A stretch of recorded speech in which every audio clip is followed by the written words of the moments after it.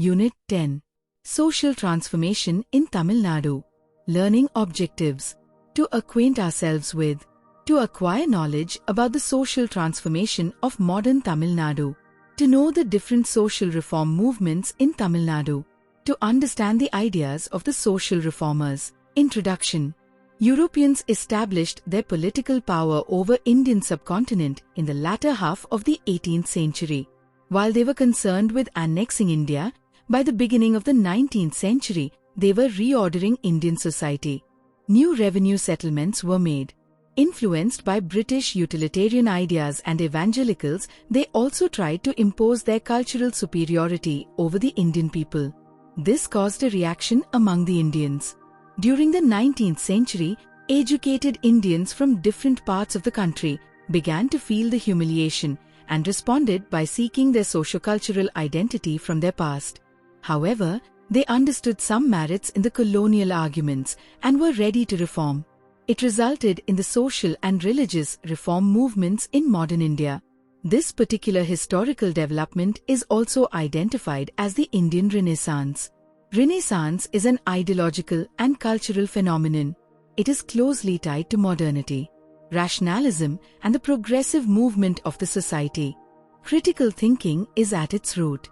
This ideology of humanism stimulated creative energy in all spheres of social life and knowledge such as language, literature, philosophy, music, painting, architecture, etc. 10.1.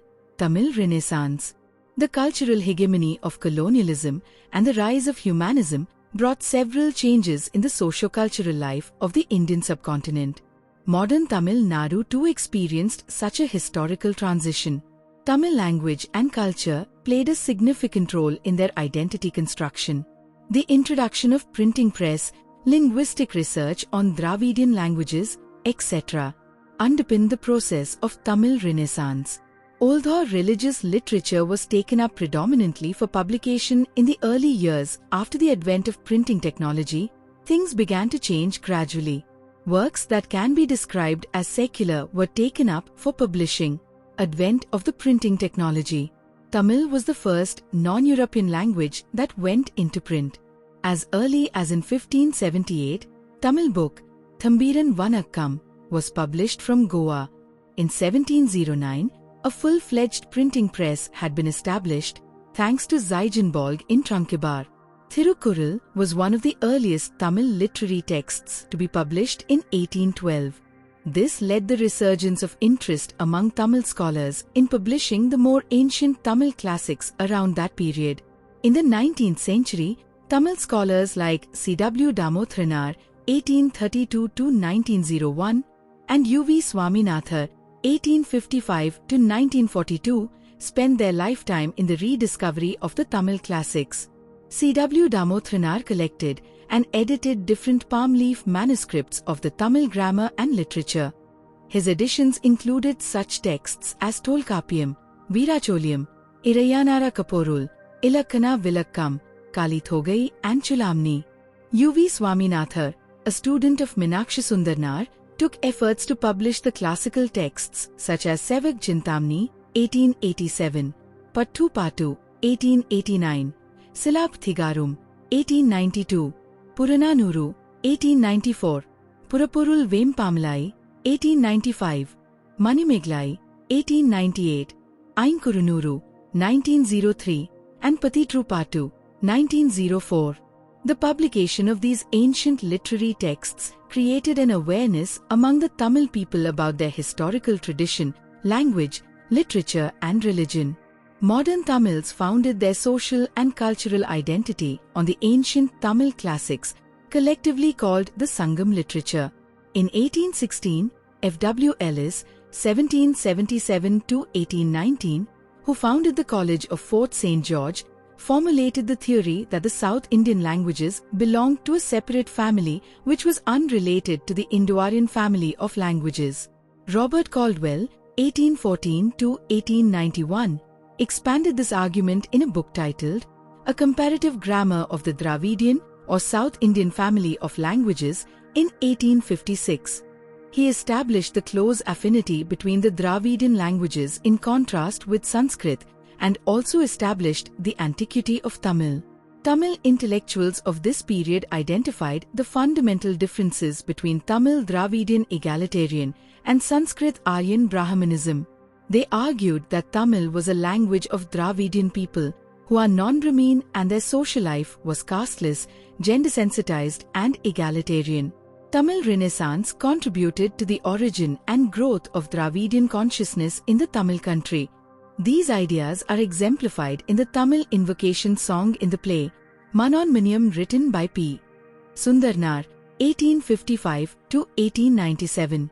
Ramlinga Adigal, 1823–1874, popularly known as Valalar, questioned the existing Hindu religious orthodoxy. Abraham Pandithar, 1859–1919, gave prominence to Tamil music and published books on the history of Tamil music.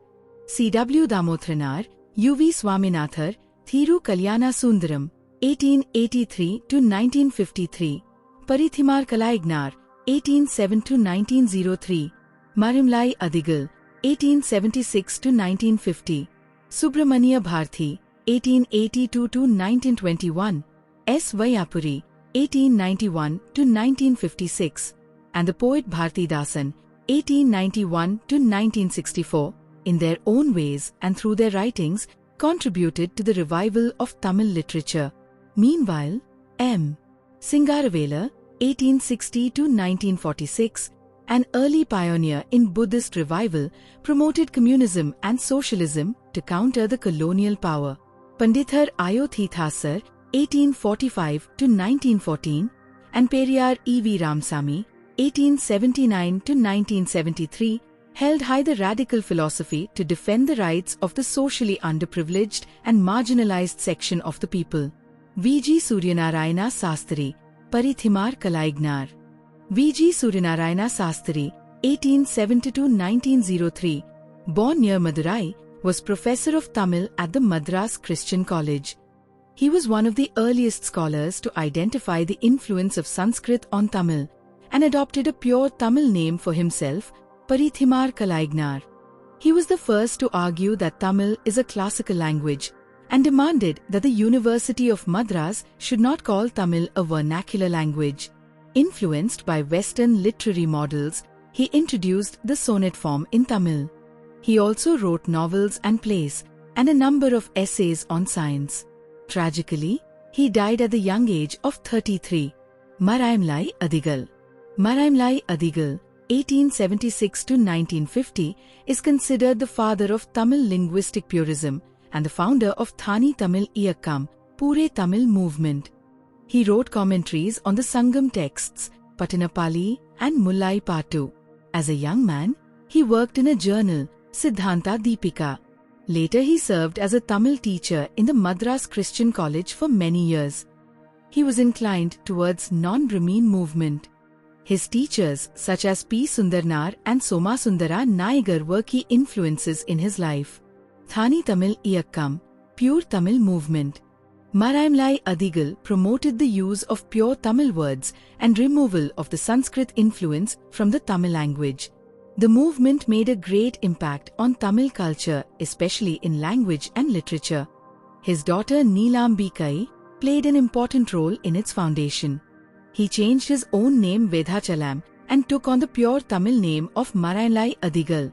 His journal Jnana Sagaram was renamed Arivuk Kadal, and his institution, Samrasa Sanmarg Sangam, was rechristened as Pothu Nilai Kalakam. Neelambikai compiled a dictionary that provided pure Tamil equivalents to Sanskrit words that had crept into Tamil vocabulary. 10.2. Rise of the Dravidian movement. The Dravidian movement emerged as a defense of the non-Brahmins against the Brahmin dominance. An organization called the Madras Non-Brahmin Association was founded in 1909 to help the non-Brahmin students. In 1912, C. Nathisnar, a medical doctor, founded the Madras United League, later renamed as Madras Dravidian Association, to support Dravidian uplift. The organization focused on educating and supporting non-Brahmin graduates and conducting regular meetings to share their grievances. Meanwhile, Nathisnar founded a hostel, the Dravidian Home, at Triplicane, Madras, in July 1916 to address the lack of hostels for the non-Brahmin students which hindered their educational development. In addition, the home had a literary society for the benefit of non-Brahmin students. 10.3. South Indian Liberal Federation, Justice Party. On 20th November 1916, around 30 prominent non-Brahmin leaders including Dr. C. Natesnar, Sir Pitti Thyagarayan, T.M. Nair and Alamelu Mangai Thayaramal came together to form the South Indian Liberation Federation, SILF. In the meantime, at a meeting held in the Victoria Public Hall, the Non-Brahmin Manifesto was released in December 1916. The manifesto articulated the voice of the non-Brahmin communities. The association started publishing 3 newspapers, Dravidian in Tamil, Justice in English and Andhra Prakasika in Telugu, to propagate the ideals of the party. The first election, under the Montagu-Chelmsford reforms, was held in 1920 after the introduction of the diarchy form of government in the provinces. The Justice Party won the election and formed the first ever Indian cabinet in Madras. Subbarailu became the chief minister of the Madras Presidency, and the party formed the government during 1920 to 1923 and 1923 to 1926. In the context of Congress Party boycotting the legislature, the Justice Party continued to remain in office till 1937 elections were held. In the 1937 elections, the Indian National Congress contested the elections for the first time and trounced the Justice Party. Programs and activities. The Justice Party is the fountainhead of the non-Brahmin movement in the country. The Justice Party government widened education and employment opportunities for the majority of the population and created space for them in the political sphere. The Justicites removed the legal hindrances restricting intercaste marriages and broke the barriers that prevented depressed classes from the use of public wells and tanks. The Justice Party government ordered that public schools accommodate the children of the depressed classes. Hostels were established for the students belonging to this social group in 1923.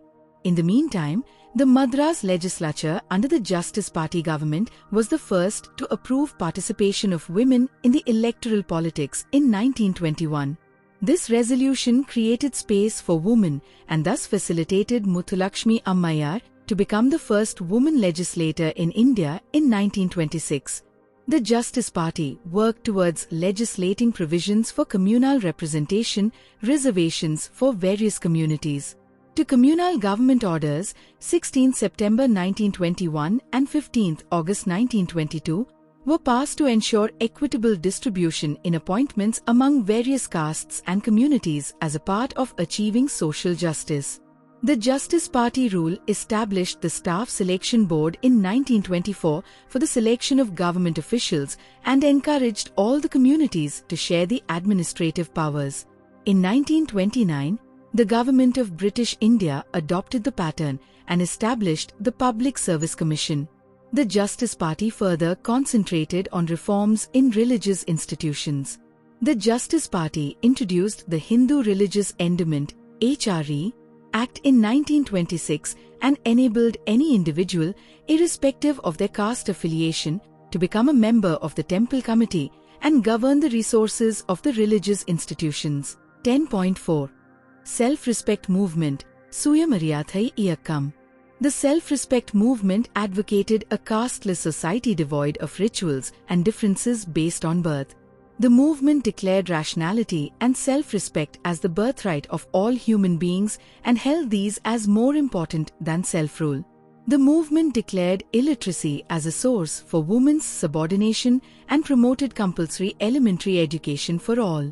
The movement demanded women's emancipation, deplored superstitions, and emphasized rationality. The movement also advocated self-respect marriage.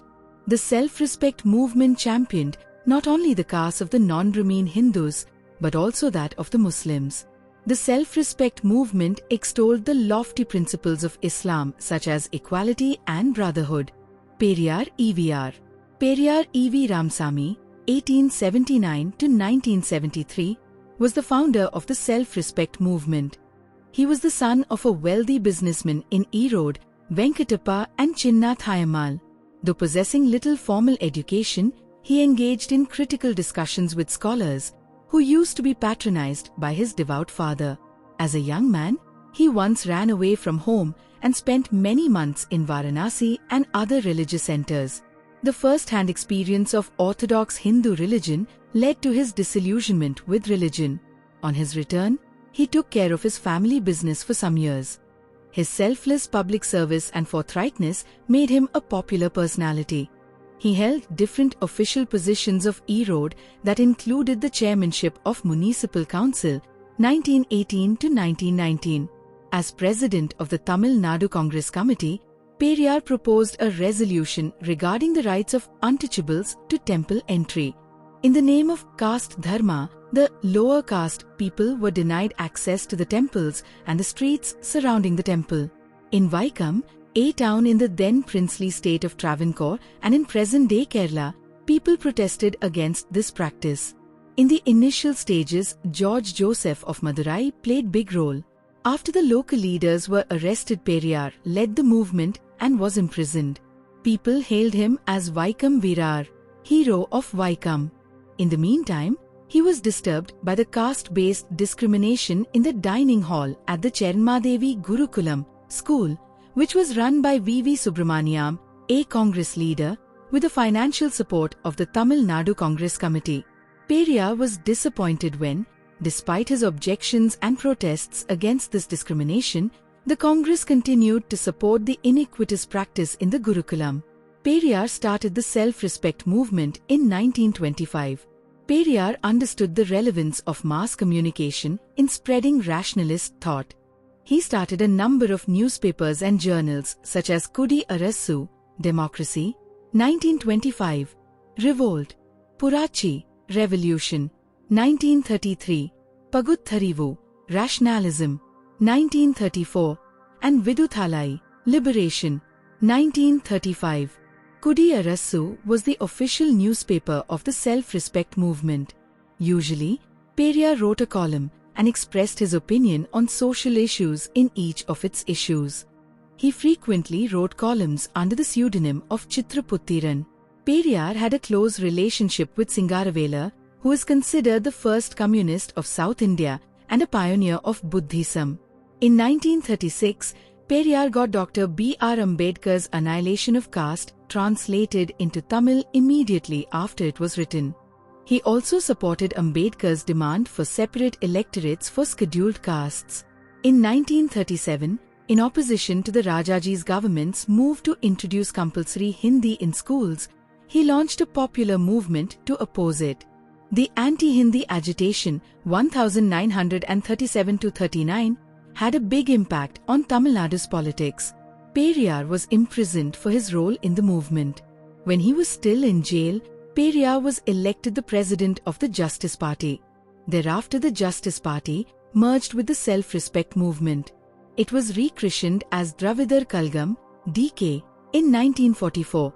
Rajaji, the Chief Minister of Madras State 1952-54, introduced a vocational education program that encouraged imparting school children with training in tune with their father's occupation. Periyar criticized it as Kula Kalvi Thittam, caste-based education scheme, and opposed it tooth and nail.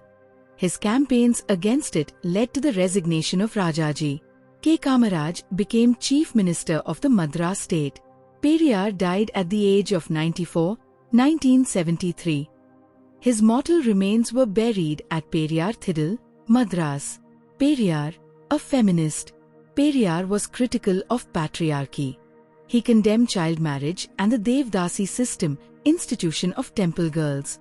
Right from 1929, when the self-respect conferences began to voice its concern over the plight of women, Periyar had been emphasizing women's right to divorce and property.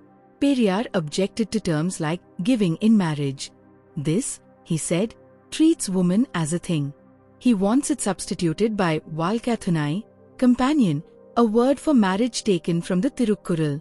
Periyar's most important work on this subject is Why the Woman is Enslaved. Periyar believed that property rights for women would provide them a social status and protection. In 1989, Government of Tamil Nadu fulfilled the dream of radical reformers by the introduction of the Hindu Succession Tamil Nadu Amendment Act of 1989, which ensured the equal rights to ancestral property for women in inheritance. This act became a trendsetter and led to similar legislation at the national level. Rethamilai Srinivasan 1859 to 1945, was born in 1859 at Kachipuram. He fought for social justice, equality and civil rights of the marginalized in the caste order. He was honored with such titles as Rao Sahib, 1926, Rao Bahadur, 1930, and Diwan Bahadur, 1936, for his selfless social services. His autobiography, Jivya Saritha Surukkam, a brief autobiography, published in 1939, is one of the earliest autobiographies. Rethamilai Srinivasan, who had experienced the horrors of untouchability, worked for the progress of the deprived castes. He founded the Adi Dravida Mahajana Sabha in 1893. He served as president of the Scheduled Castes Federation and the Madras Provincial Depressed Classes Federation. A close associate of Dr. B.R. Ambedkar, he participated in the first and second round table conferences held in London 1930 and 1931, and voiced the opinions of the marginalized sections of the society. He was a signatory to the Pune Pact of 1932. M.C. Raja, Mailai Chinnathambi Raja, 1883 to 1943, popularly known as M.C. Raja, was one of the prominent leaders from the depressed class. Raja started his career as a teacher and wrote different textbooks for schools and colleges. He was one of the founding members of the South Indian Liberal Federation, Justice Party. He became the first elected Legislative Council member 1922-26 from the depressed classes in Madras province. He functioned as the deputy leader of Justice Party in the Madras Legislative Council. In 1928, he founded the All India Depressed Classes Association and was its long-time leader. 10.5. Labour movements in Tamil Nadu. The First World War, 1914-18, provided stimulus to industrial growth in India. These industries, catering to wartime needs, had employed a huge number of workers. At the end of the war, there were retrenchments across the industries as the wartime requirements receded. Combined with high prices, this gave a momentum to the labour movement. B.P. Vadia, M. Singaravela, Thiru Kalyana Sundaram and others initiated the formation of labour unions in the Madras Presidency. In 1918, India's first organised trade union, the Madras Labour Union, was formed. The first All India Trade Union Conference, ATUC, was held on 31 October 1920 in Bombay. The delegates discussed several resolutions. These included a demand for protection from police interference in labour disputes, the maintenance of an unemployment register, restriction on exporting foodstuffs, compensation for injuries, and health insurance. M. Singaravela, 1860 to 1946, was a pioneer in the labour movement activities in the Madras Presidency. He was born in Madras and graduated from the Presidency College, University of Madras. He advocated Buddhism in his early life.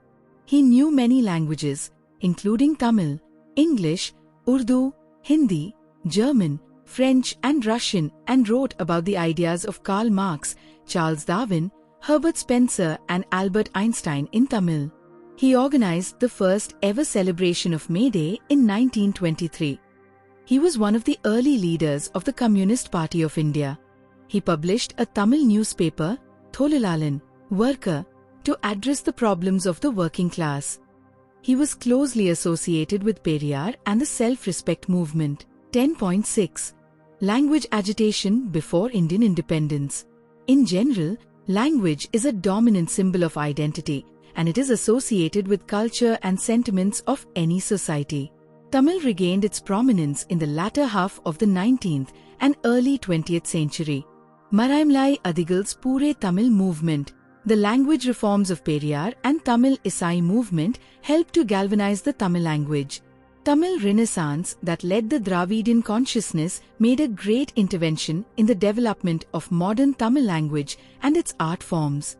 Agamic temples did not permit rituals in Tamil. Tamil songs had a marginal place in musical concerts. Abraham Panditha systematically studied the history of Tamil music and attempted to reconstruct the ancient Tamil musical system. He founded the Tanjore Sangeetha Vidya Mahajana Sangam in 1912, and it became the kernel of the Tamil Isai movement, Tamil music movement. The movement gave importance to the singing of Tamil compositions in music concerts. The first Tamil Isai conference was held in 1943 to discuss the status of Tamil music. The implementation of Hindi as a compulsory language in Tamil Nadu at various points of time was seen as a threat to Tamil language and culture.